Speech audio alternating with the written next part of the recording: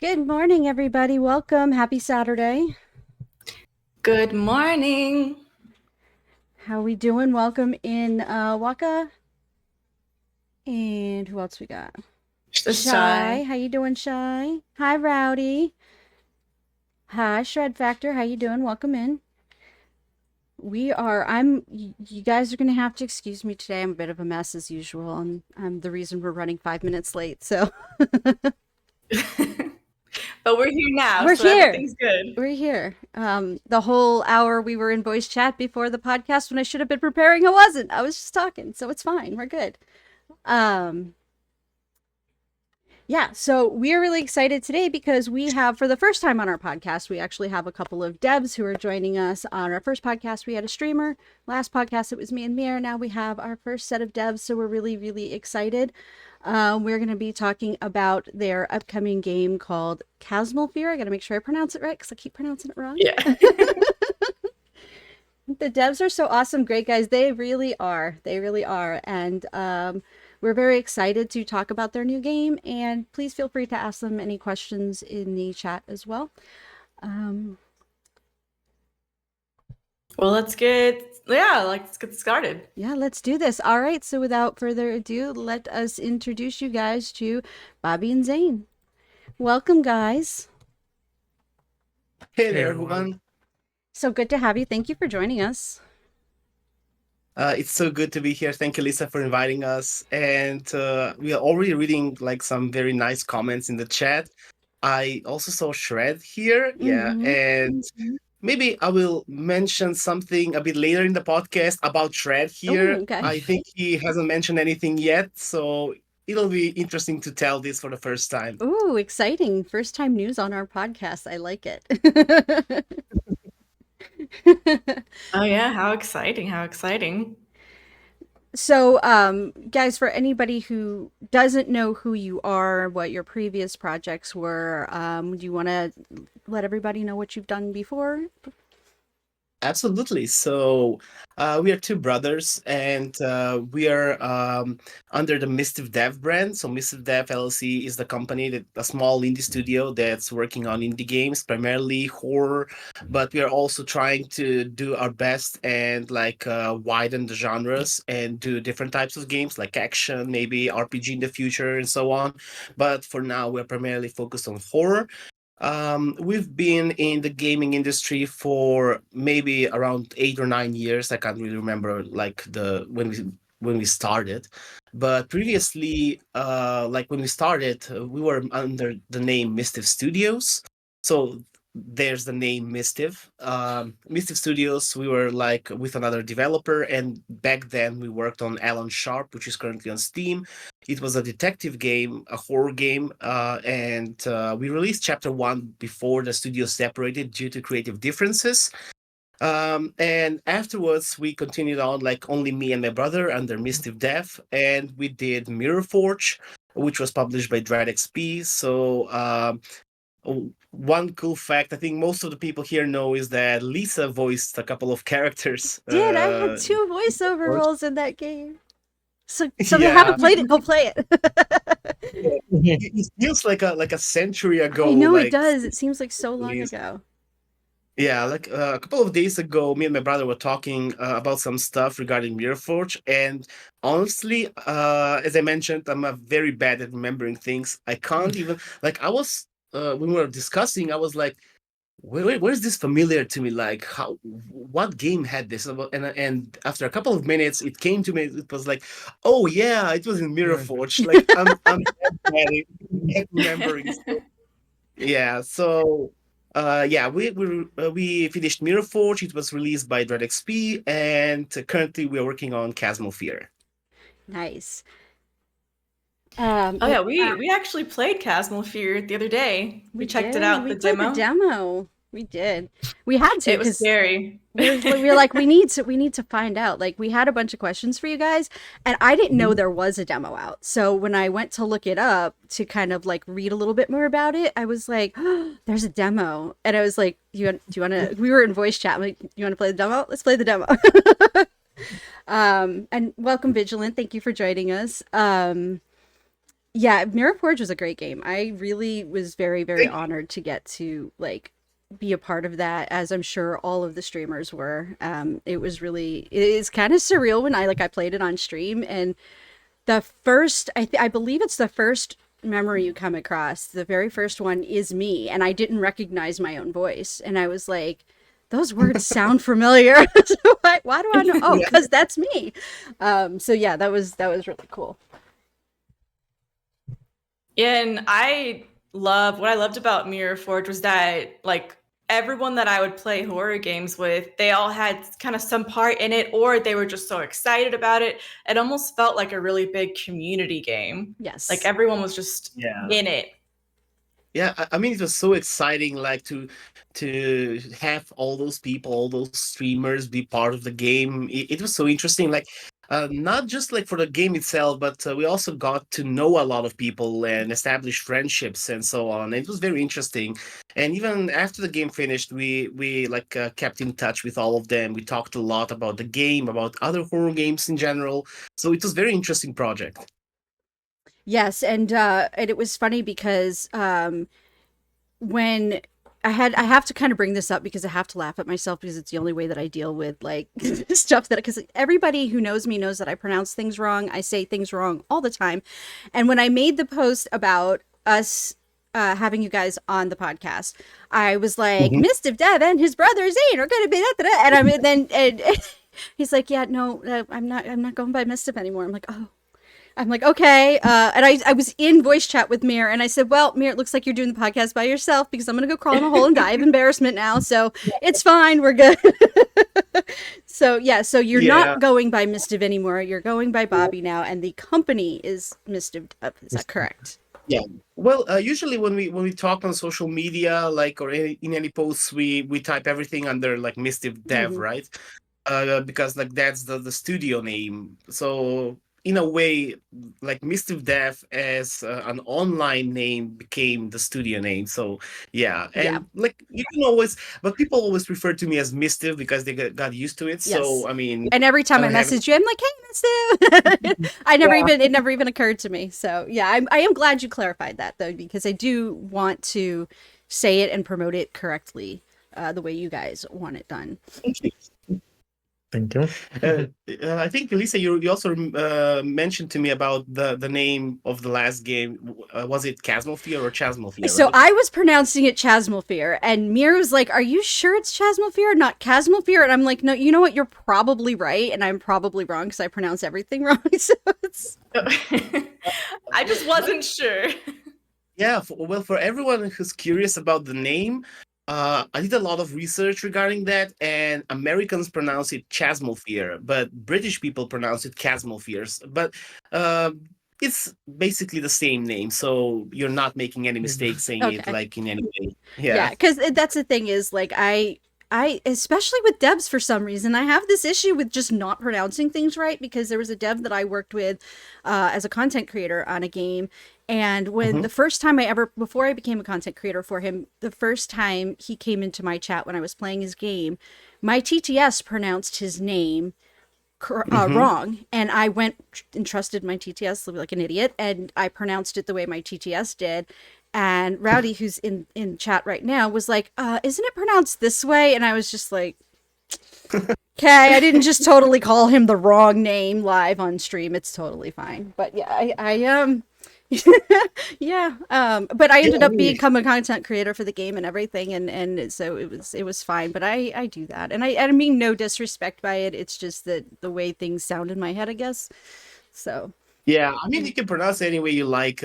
It's not wrong. Like I Yeah. mentioned, like I pronounce it Chasmal Fear because I'm a huge Tolkien fan and I love like the old English and all this stuff. Like, and I read also Shakespeare mhm. and I also read what was it called?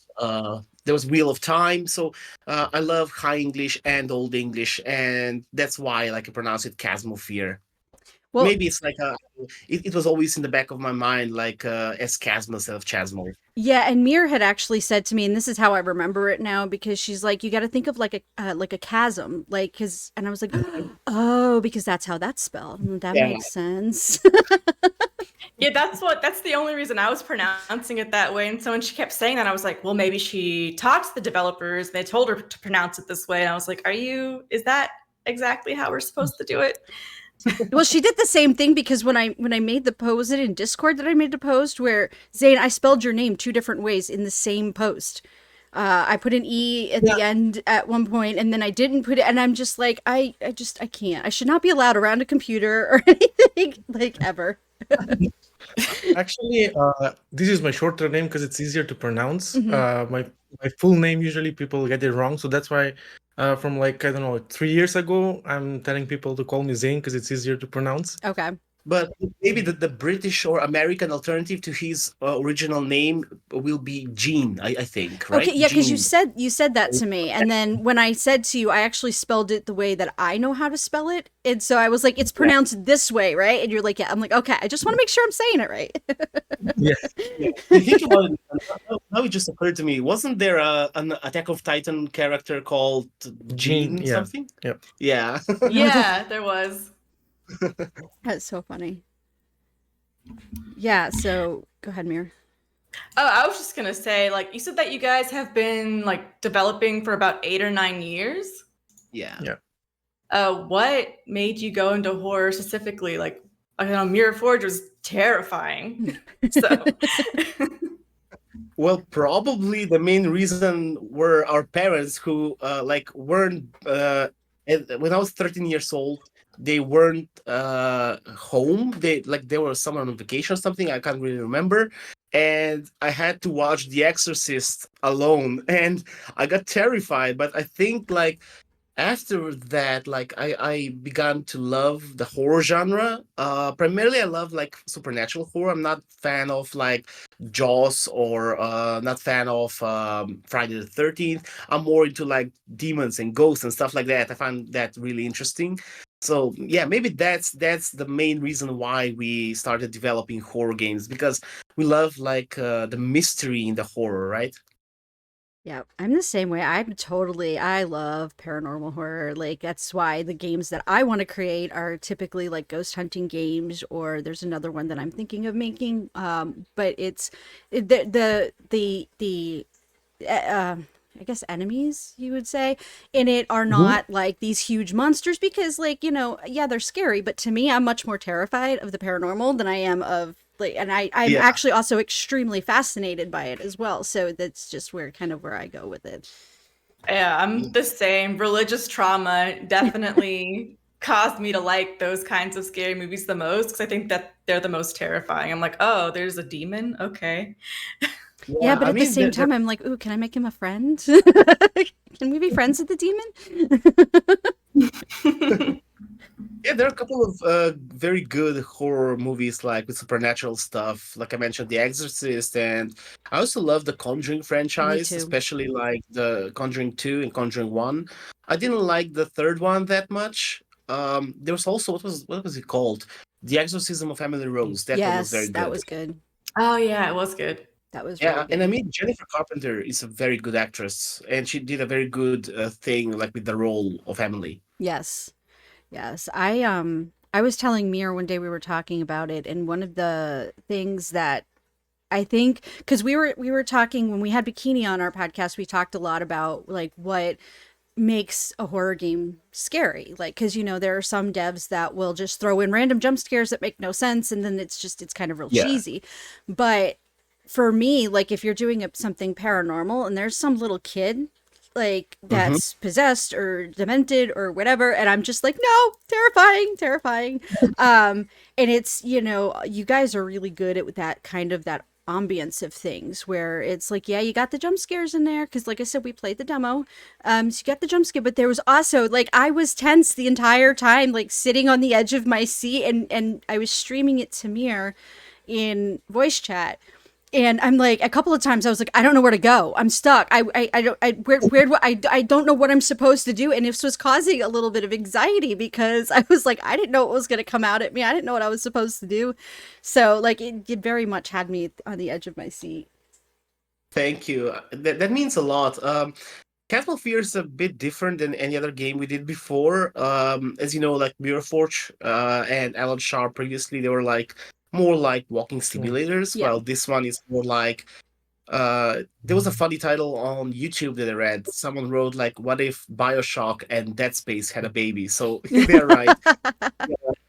I might even throw Half-Life into the mix. So it's a Yes. combination of games. Yeah. Yeah. Yeah, I was getting a little bit of Aliens vibes too because like I don't know like the being in the ship or whatever in that small space but going to the computers and looking into the files and reading this I got this that cuz you do that in Aliens too, so I kind of got that vibe a little bit too.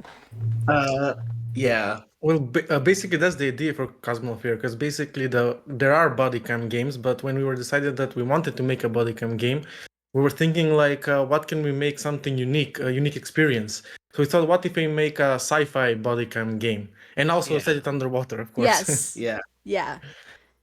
And maybe one thing that's very different from our previous games is like for Chasmal Fear, you're not forced to watch any cutscenes or read a lot of lore or any like papers and documents.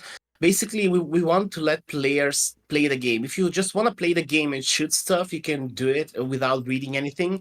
But if you're if you want lore and story and everything, you can always find like audio logs and video logs and emails and so on. So yeah, we want to provide like for both types of players. So yeah, that's a bit different than the other games we had. Yeah, I'm definitely the find the lore. So Me seeing too. those little tidbits when Lissa was finding them when I was watching, I was like, yes, I love it. Find more. Thank you. I know she's like I'm sitting there and I'm reading them out loud. I'm like, okay, and of course, as I said, I don't pronounce things right. I don't read things right, so I trip over words. It's I just add a whole spookiness to it. I'm telling you, um, just like yeah. Wait, what did that say? So yeah, so Shred said atmosphere and ambience is what gets me scared the most, and of course jump scares and the first two is what gets me. Yeah, same here.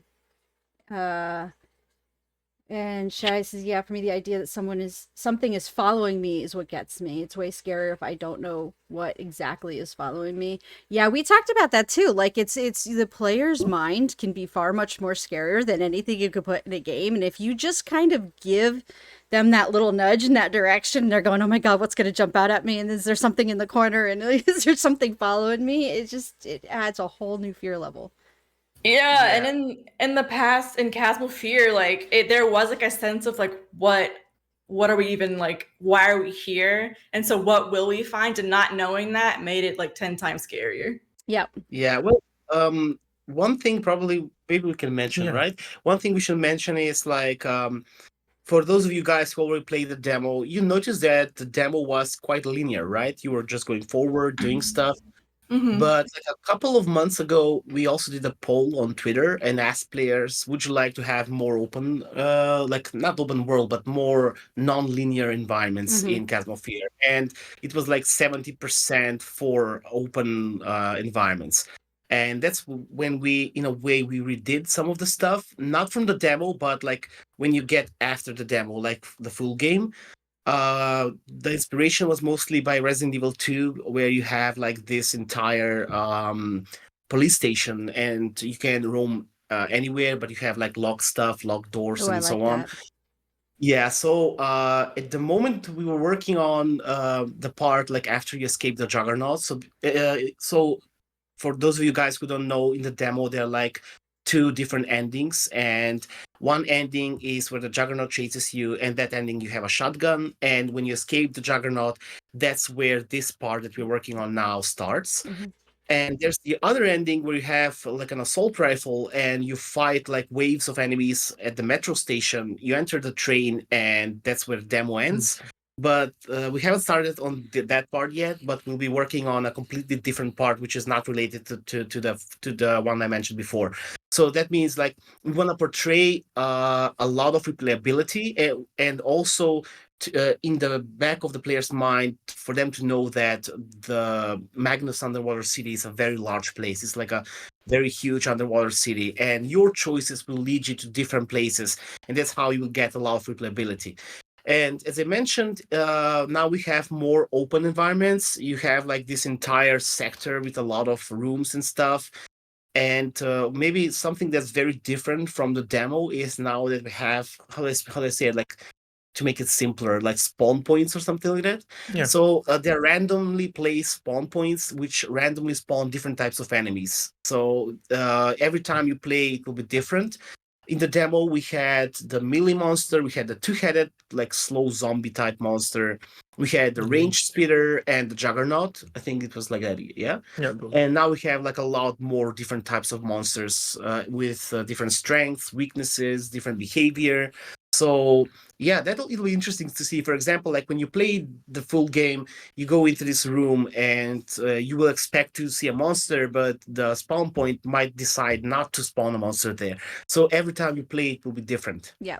It's not just the spawn, even the events are Yeah, even the random. events So themselves. some events may Yeah. not ever happen to some players, and to some That's they may really happen. cool. I really like that. And I almost died several times to the spitters. They would just, I'm like, who's spitting Yeah. at me? And I can't see anything. And I have to wipe my face. And I'm like, but I got the ending where I got to the metro station and I just had all of these. And that is like, for me, like the most anxiety. I do not do well under pressure. And there's just these swarm.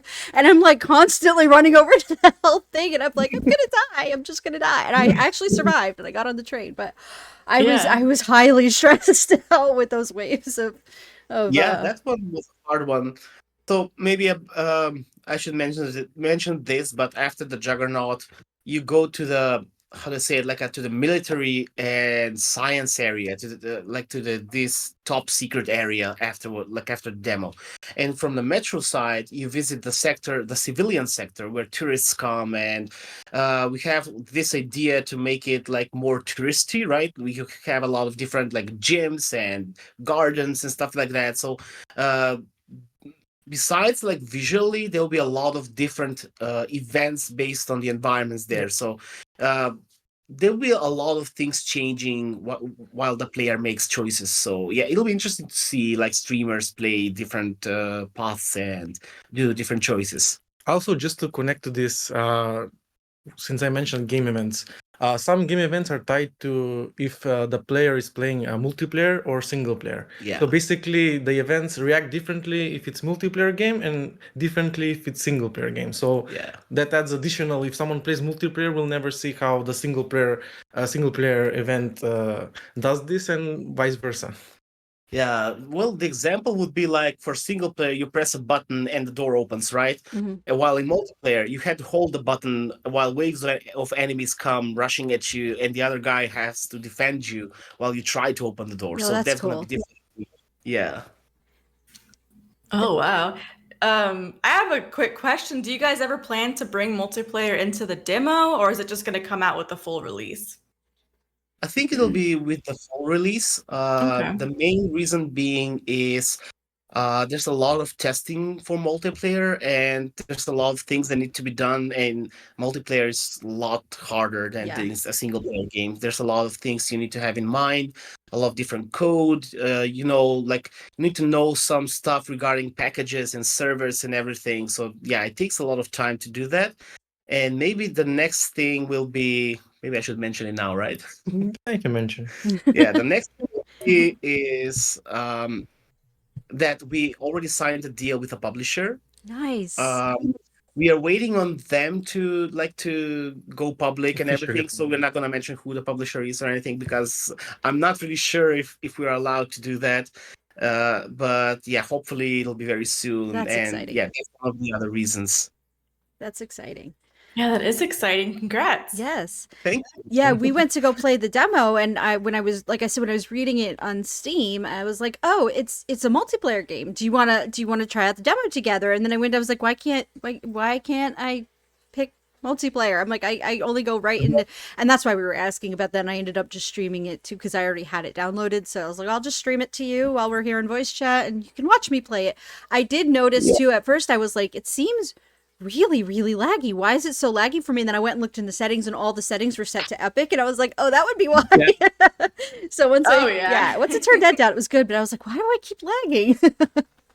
Yeah, well, another thing we should mention is that we already spent a lot of time on optimizing the full game, not the demo.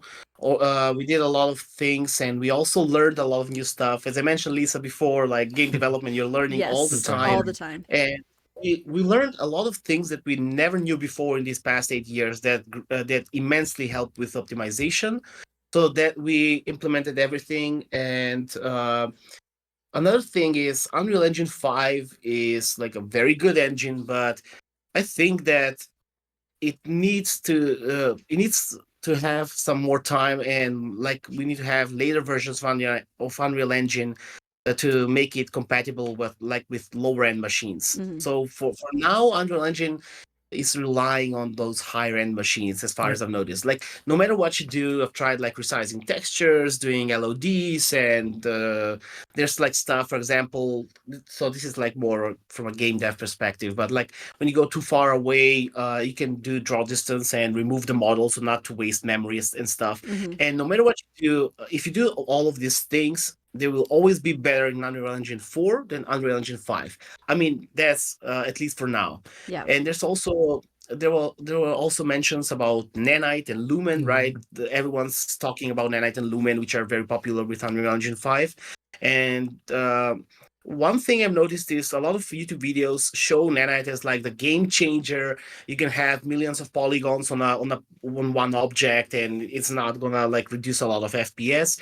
But the thing with Nanite is it's aiming for higher end machines. Yeah. So I don't think that lower end machines will be capable of running like games, for example, which are done in Unreal Engine 5 with top quality, right?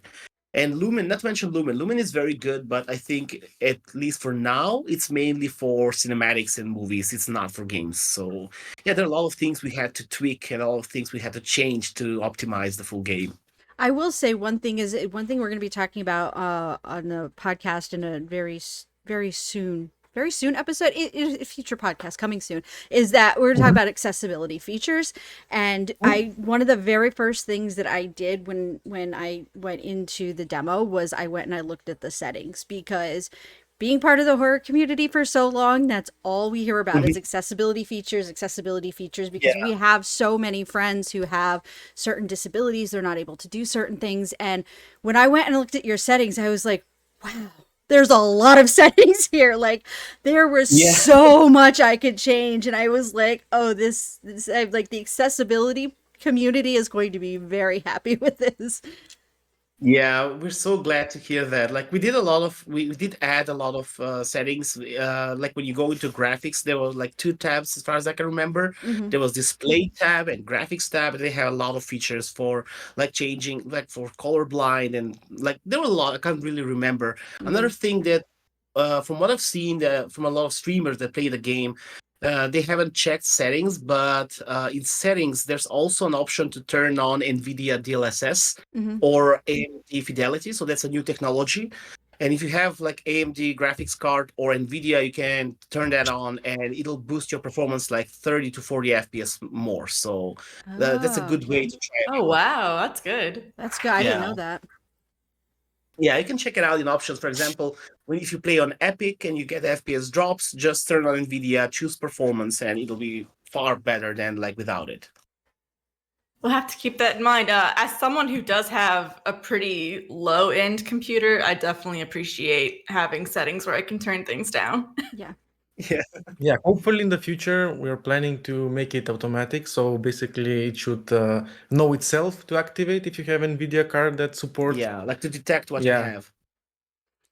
That's really, I did that when I was, as I was telling you guys beforehand, we've watched a lot of YouTube videos on, using Unreal Engine, and one of the first things I learned was settings and how Yeah. to I was able to make a menu where you could click make an optimal button, and you'd click the optimal button and it would pick the right settings for your PC. And I'm like, that's just the coolest thing. Like I love that so much, but I also, it's interesting to learn like how much goes into just making those settings. Yeah. So I know like when I saw those settings, I was like, wow, that's a lot. That's awesome though. It's awesome to have all those settings.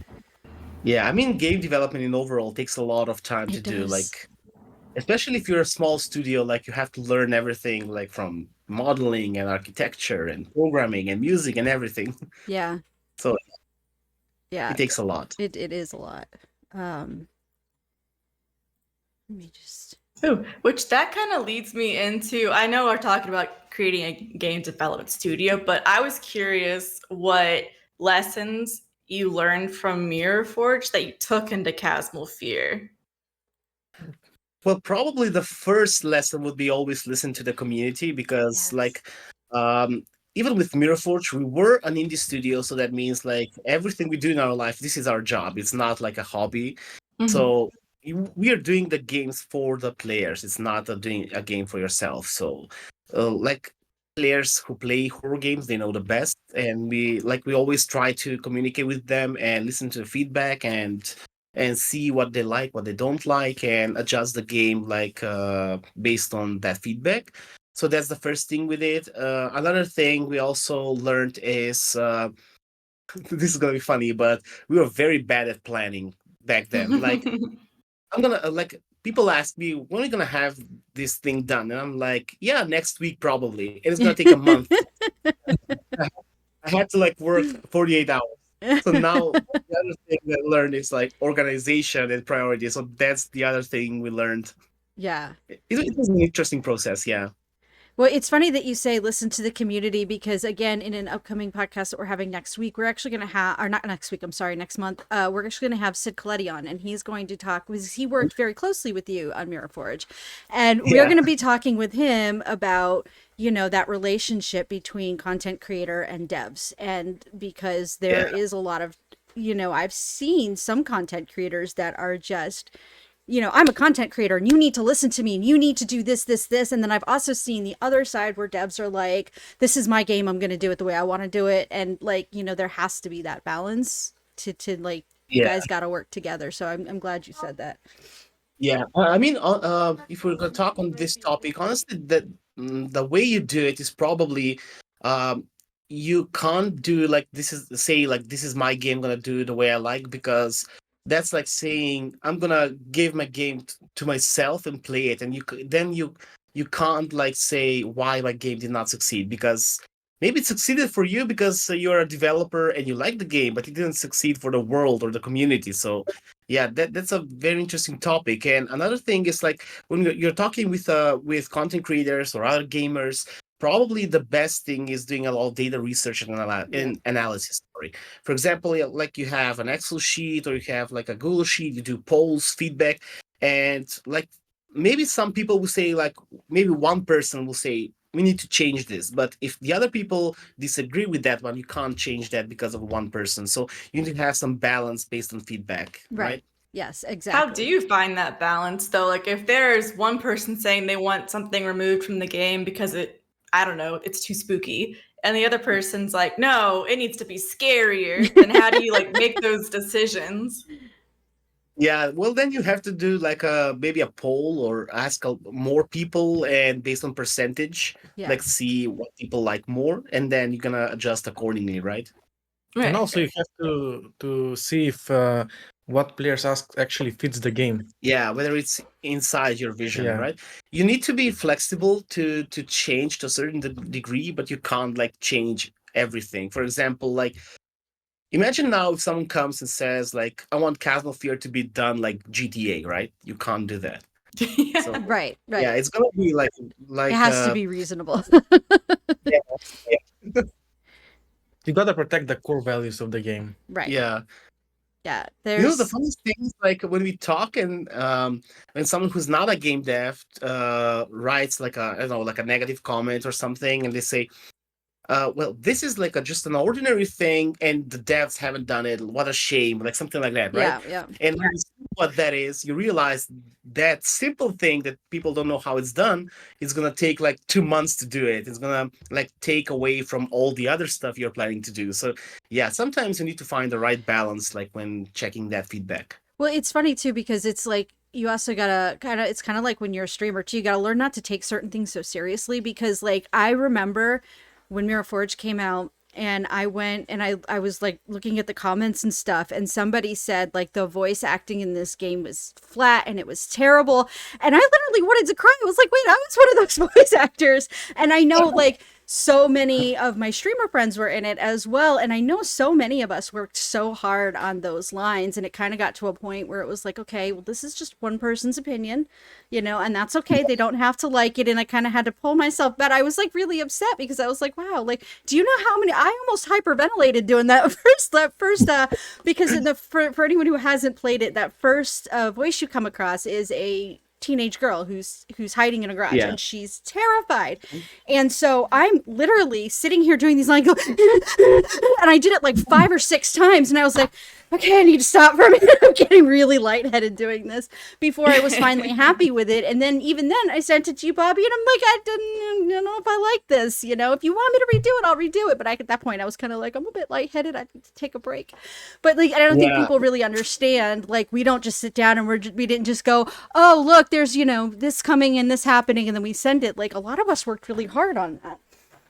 Yeah, Yeah, people don't realize that. hard when like a hate speech or negative comments comes your way, but in the end, it always comes like to how you feel about it and whether it's important to you, right? Yes, yeah.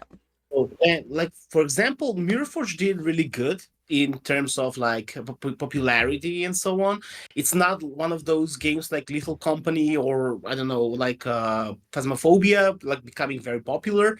But when I see it like the other way, it provided for us enough to go full time to work on the game full time, like to register a company. So that's more than enough. Like doing like working what you love. So yeah, that was the most important thing for us, right? Yeah.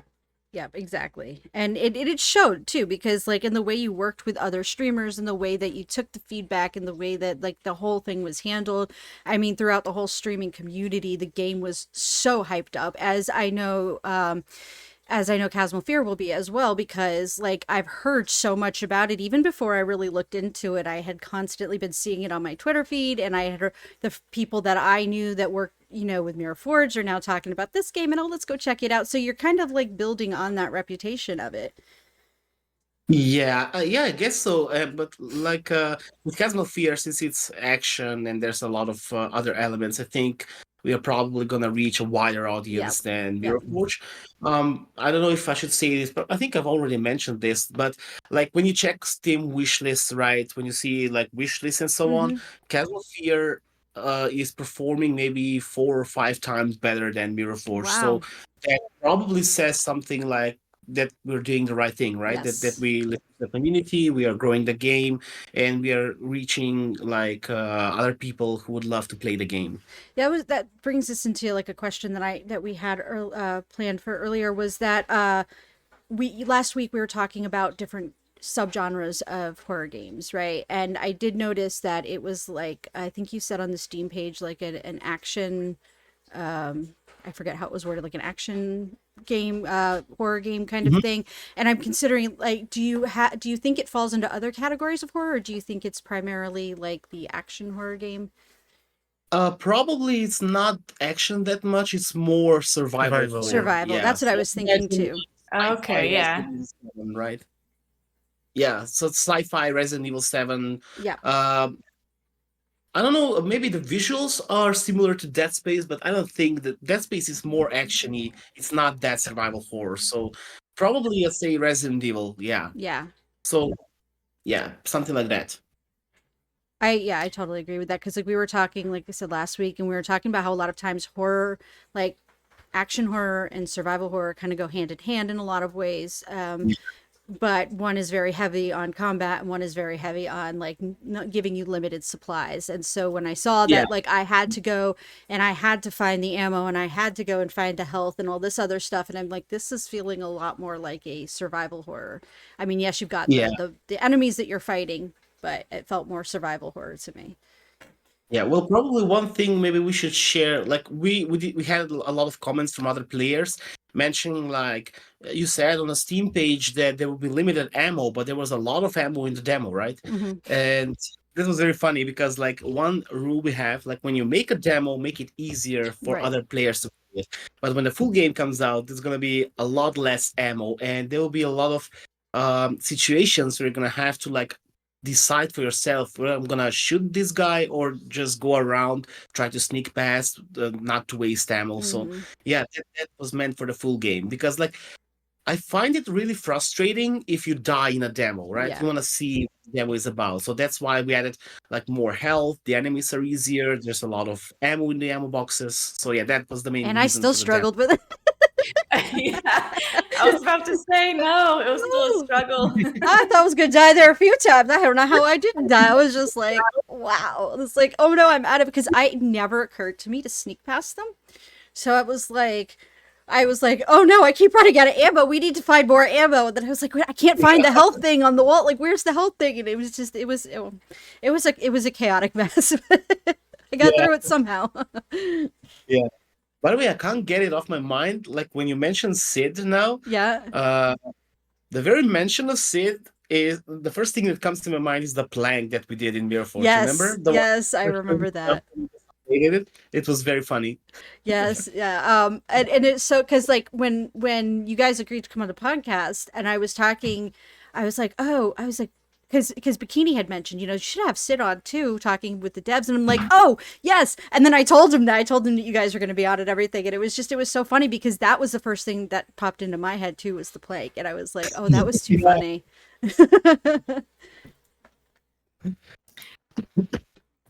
What's the context behind that for people who didn't play the game? Sorry, I didn't get that. The context, like I didn't understand what was happening. Oh, with the I plank know with Sid. the Okay, yeah. plank. We can hear you like very low Hmm. on the laptop. That's why I asked. So Okay. yeah. So regarding Chasmal Fear, like Lisa mentioned, it's a survival horror game, and it's from a body cam perspective. As you know, like the body cam trend was rising, and a lot of games started coming out, and we wanted to try like that genre, but try something different. So Mm. it's a sci-fi game set in the near future, like in 2077 or something. And the game is basically set in an underwater city, which is very large city, like built by 5 different nations. And something goes very wrong. People, dogs, spiders, sharks, and everything. Like the entire flora and fauna around the city start mutating, and everything like becomes in a way like these weird mutant monsters that's gonna rush at you and try to devour you. So that's the main thing. And like since it's like the most expensive project ever on earth, they lose contact with the surface, and you're tasked to go down there primarily to save, if you remember from the demo, Dr. Albert Weir. Hmm. And here's a funny Easter egg: the name Dr. Albert and the surname Weir. Weir is the main protagonist of Event Horizon, the movie. Oh, So okay. yeah, so that was an Easter egg in the name. Like I'm sure the people who love Event Horizon will know that that one is an inspiration from Event Horizon. Um, yeah, I didn't know that. That's so funny. Cause I do know of Event Horizon, and now that you say that, like it put like I was like, oh, it clicks now. I Yeah, get yeah. it. So yeah, that was the main idea behind Chasmal Fear, and probably you've seen the meg-sized shark, right? Yes. That it was in the trailers, and the idea that to have like a meg-sized shark came to me like my biggest fear in life is sharks, right? Hmm. And I've never seen one in real life, but when I was very young, I've watched Jaws, and like it stayed with me like until now. And I don't know, maybe it was 2 years ago. I was on vacation for the first time in my life in Egypt, and maybe it was yeah 2 years Okay, ago. sure. And like we were swimming in the ocean, and suddenly people started running around screaming and stuff. And I came like to out of the water and asked what's going on, and they told me like there was a shark attack and someone got killed like 50 kilometers from our place. And that was like the scariest moment for me. And I realized like, what if I use my fear in a game? What if I put what I fear from in this game? That's how I decided, let's put a shark in Chasmal Fear, and it's gonna be a megalodon-sized shark. Oh, that's awesome. I grew up in living on the water, so like sharks terrified me as well. And um I've always had this fast, like when I saw the Megalodon, the movie Megalodon, I was like, Yeah. oh my god, that thing is massive. Like that's a huge shark. Yeah. And so yeah, that is absolutely terrifying. Yeah, I sometimes read comments like sharks are misunderstood animals, and I'm like, nope, nope, they're No, not. they're predators. They're predators. Yeah.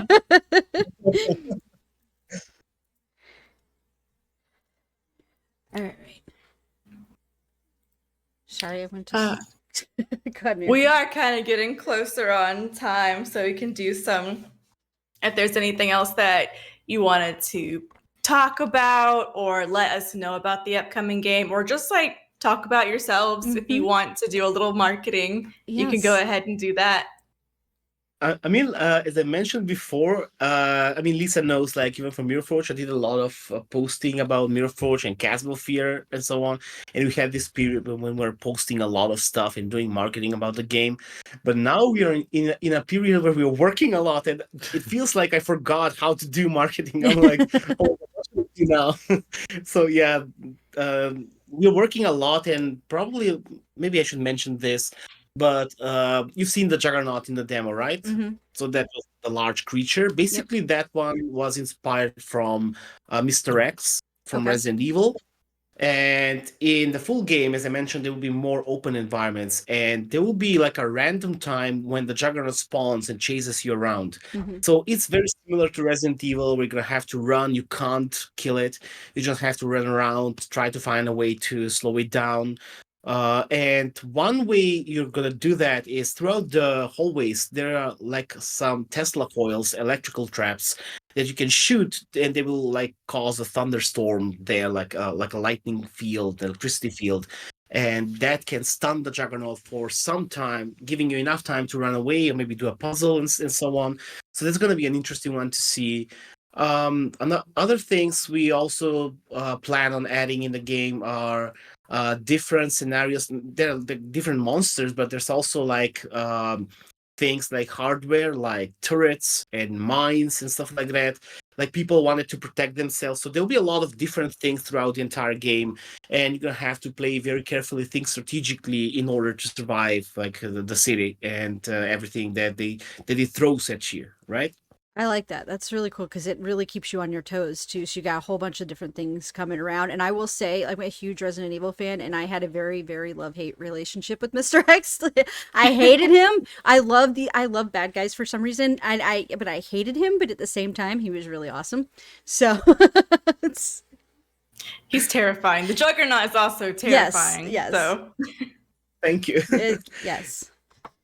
Yeah, I mean, for now, we're just focused on reaching these certain milestones that we have, working on the game, and like I mentioned, we still don't have like an exact date for the release. The original like idea is to be released in Q4, but I'm not really sure.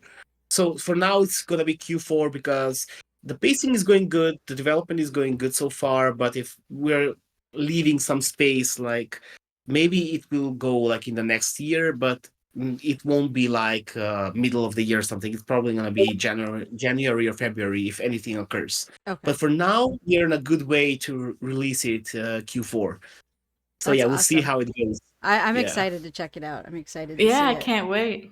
And for anybody who hasn't played the demo is available on Steam right now. You can just download it. It's absolutely free. It's a lot of fun. And then I've already wishlisted it, so you should go wishlist it. So you know when it comes out. All those little plugs for you guys as much as I can. Yeah, for sure.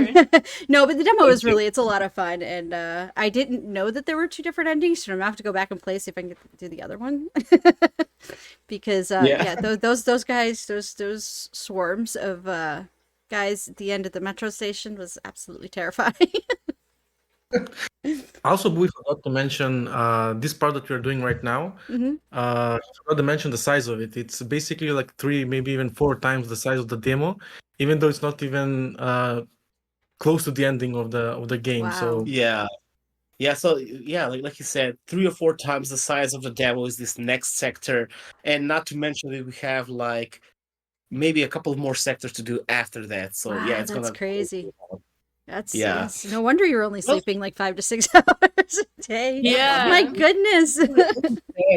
yeah, I already said in the beginning, like we always plan to have one particular level. We're gonna have to roam the sea surface, and you're gonna have to hide from the megalodon. So we're gonna do that level. It's gonna be quite interesting to find some interesting mechanics and the way to level design it, right? Mhm. And see how will people react when they see a megalodon like rushing from the deep blue sea, right? It's gonna be an interesting one. That's gonna be Um, cool. And I have to say I remember when I played Mirror Forge on stream, and I remember the specific moment where I clipped it and I put it on Twitter because I said something to the effect of when the dev trolls you, because I had gone into, you were in my chat and I had gone into an office or something, and I was looking for a key or something, and I walked out and you're like, you should go back in there. And I'm like, why? oh, And you're like, you should go back in there and look around a little, go check out the desk and stuff. And I went and checked out, and the freaking picture popped right out, scared the shit out. I was like, what? It was, yeah. So, so when when the dev is in the chat trolling you, I think you did yeah. that to me several times too. You're like, hey, listen, go back and check that out. Yeah, when I remember, like I don't know who asked me, but they asked me like, how did you come up with the idea for like the image coming, like the monster coming out of the image, right? Yeah. And it's funny, but the idea came to me after watching Harry Potter and the moving pictures and the Yes. moving paintings in the Yep. movie. And I was like, this is gonna be a good idea for a horror game. That was awesome because I think I didn't go around and explore the side of the desk. I think I just kind of, because I have this bad habit of not checking everything, and then you're like, go back in there, go check the desk out. And I was like, all right, whatever. And yeah, scared the Yeah. crap out Uh, of me. probably one thing worth mentioning that I forgot to mention, like I said, like at the beginning of the podcast, Shred. Too bad he's not here right now, Yeah. but I'm gonna mention a surprise like from him. He is voice acting in Chasmal Fear. He's Nice. doing a scientist part, and this is gonna sound like actually this is very true, but he's not a voice actor, right? He's a Mhm. streamer. And I asked him to do screams as if eaten by a monster, like devoured by a monster. Oh god. And I've worked with a lot of voice actors in the past, like professional voice actors, and I've never heard anyone do such a good scream, such a like how to say it, like a professional scream, like of pain and everything, as Shred did. Shred did a very good That's job with amazing. the voice acting. Yeah. That's amazing. I can't wait to check that out. I'll be listening for the screaming. Oh yeah, same here. Well, we thank you guys for coming on and talking with us about the game. It was awesome to have you guys as our first devs on the podcast. This was really a lot of fun. Yeah, thank Thank you. It you. was great. Yeah, Yeah. thank you guys, and it means a lot. Thank you for the support, and we can't wait to watch you guys play it. Um, as we mentioned, now like the full thing about the game is not completely in our hands now. We have a publisher, but stay tuned. Maybe if there's a possibility, I would like to reach out to you also for some voice acting. I wanted to Absolutely. mention to Lisa, but I'm not really sure now since like I need to ask the publisher Of first course. about something before I do anything. You know, it's kind of different when you have a publisher or when you're Yeah. doing it solo, right? When I'm doing it solo, I'm gonna do whatever I want, right? Exactly. Well, I had mentioned it to you. I was like, oh, because I was trying out for a voice acting role in something else, and I had said something to you, and I'm like, oh my God, could you imagine if I got this? I've never been in a game before. And you're like, well, you voice act Mirror Forge if you want. I was like, sweet, I'm in. So, yeah. So thank you once again, guys, and have a great day. Thank you. All You right, you too. too. Thanks. All right, guys, thank you Bye. so much for hanging out with us today. We cannot raid out because apparently because we're not affiliate. Affiliated. Thank yeah. you. Words. Yeah. Words are hard. We're not affiliate yet, so we can't raid out, which is the issue we had last time. So we do now on our Twitter page, we do now do what's called Wicked Wednesdays, where we shout out several streamers, devs, and YouTubers. So make sure that you check that out. It'll also be in the Discord as well. And yeah, so thank you guys all for joining us. Yes, thank you. And we we- appreciate your support. We really do, and we love having you guys here active in chat and everything like that. So we will be back next week. Next week, I totally forgot. It was next week what got changed? Yeah, next week is changed. We are talking to a VTuber next week. VTubing and horror. Yes. Okay. Because we had a couple of streamers who had to switch some stuff around. So next week we will be talking about VTubing and horror with a really awesome VTuber. So you're not gonna want to miss that. So we'll see you guys next time. Bye. Bye.